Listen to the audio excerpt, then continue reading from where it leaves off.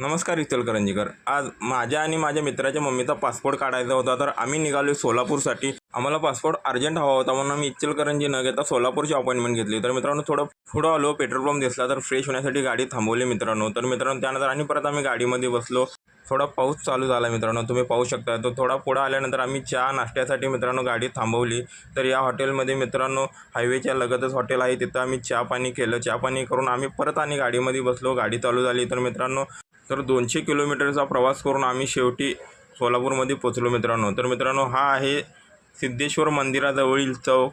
तर मित्रांनो या चौकाच्या समोरच सोलापूरमधील पासपोर्ट ऑफिस आहे. तर मित्रांनो पाहू शकता तुम्ही सोलापूरमधील पासपोर्ट ऑफिस आहे. तर आमची अपॉइंटमेंट 2ची होती. आम्ही 1 वाजता पोचलो होतो. तर आम्ही 1 तास वेट केला. त्यानंतर 2 वाजता मित्रांनो रिपोर्टिंग केलं. तर मम्मी आतमध्ये आहे, तर आतमधलं मी व्हिडिओ घेऊ शकत नाही. तर आमचं काम झालं मित्रांनो. त्यानंतर आम्ही रिटर्न इचलकरंजीसाठी निघालो. तर आम्ही डबे घेऊन आलो होतो. तर या शिवतेज हॉटेलमध्ये आम्ही जेवलो. आजच्या व्लॉगमध्ये एवढंच मित्रांनो. तर like, follow, share, subscribe. Thank you.